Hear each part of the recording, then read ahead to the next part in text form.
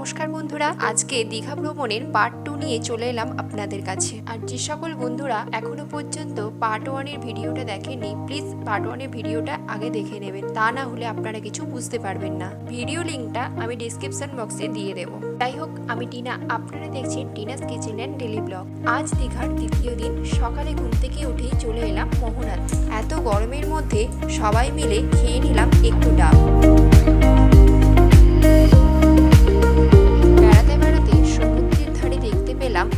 কত ধরনের দোকান, এখানে মেয়েদের কানের হার, বাচ্চাদের খেলনা, অনেক কিছু জিনিস আছে। আর এই দিকে দেখতে পাচ্ছি কিছু শাঁখা, তবে শাঁখাগুলো মোটামুটি খুব ভালোই ছিল, তবে আমি কিনি না, আপনাদেরকে শুধুমাত্র দেখালাম। ঘুরতে ঘুরতে পৌঁছে গেলাম একটা মাছের দোকানে। তো প্রথমেই দেখতে পেলাম কিছু শুকটি মাছ, কত ধরনের শুকনো শুকনো সামুদ্রিক মাছ। সাথে দেখলাম বিক্রি হচ্ছে কিছু নোনা ইলিশও। সাথে দেখলাম মাছ নিয়ে যাওয়ার জন্য কিছু বক্স, যারা অনেক দূর দূরান্তর পর্যন্ত মাছ নিয়ে যেতে পারবেন। তারপর চলে এলাম একটা মাছের দোকানে, সেখানে ছিল কিছু সামুদ্রিক কাঁকড়া, ইলিশ, আরও নানান ধরনের মাছ। আমি তো সব মাছের নাম জানি না, আপনারা যদি জেনে থাকেন তাহলে প্লিজ কমেন্ট করে জানাবেন।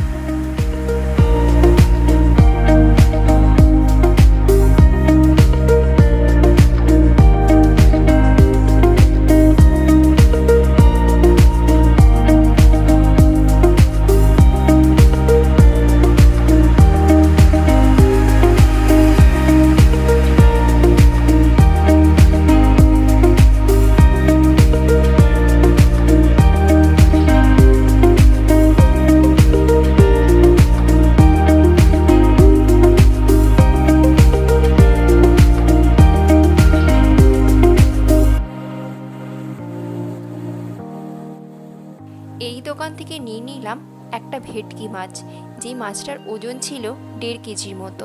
ইলিশ নিতে পারলাম না, কারণ ইলিশ মাছের দামটা ছিল অনেকটা বেশি। যাই হোক, ভেটকি মাছটা কাটাতে দিয়ে দিলাম।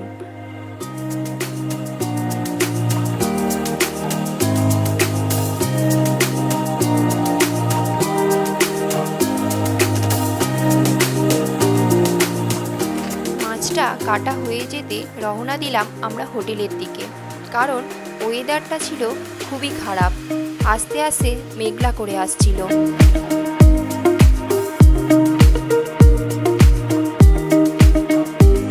যে সকল বন্ধুরা এখনো পর্যন্ত আমার চ্যানেলটিকে সাবস্ক্রাইব করেননি, প্লিজ আমার চ্যানেলটিকে সাবস্ক্রাইব করে আমার পাশে থাকবেন। যদি ভিডিওটা ভালো লেগে থাকে তাহলে লাইক, কমেন্ট এবং শেয়ার করবেন, এরকম আরও নতুন নতুন ভিডিও পাওয়ার জন্য।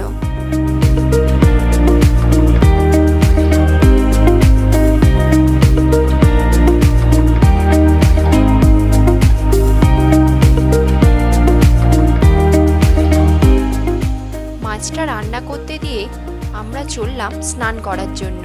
কালকে তো একটুও জলে নামতে পারলাম না, আজকে একটু চেষ্টা করব জলে নামার জন্য।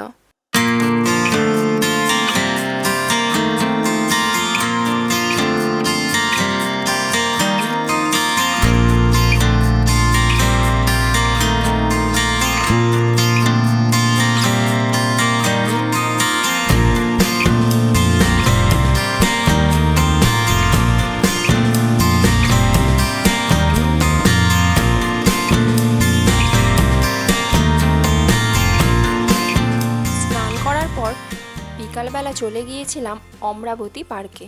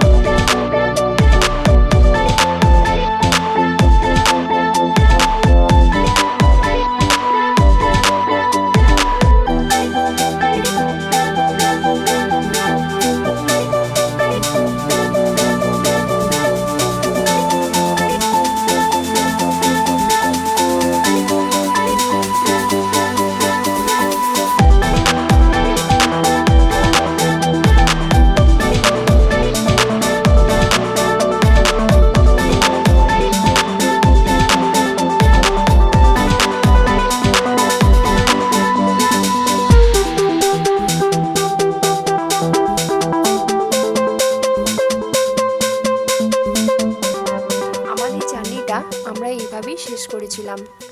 যদি আমার ভিডিওগুলো ভালো লেগে থাকে তাহলে প্লিজ আমার চ্যানেলটিকে সাবস্ক্রাইব করে আমার পাশে থাকবেন।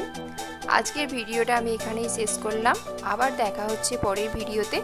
আপনারা ভালো থাকবেন, সুস্থ থাকবেন। নমস্কার।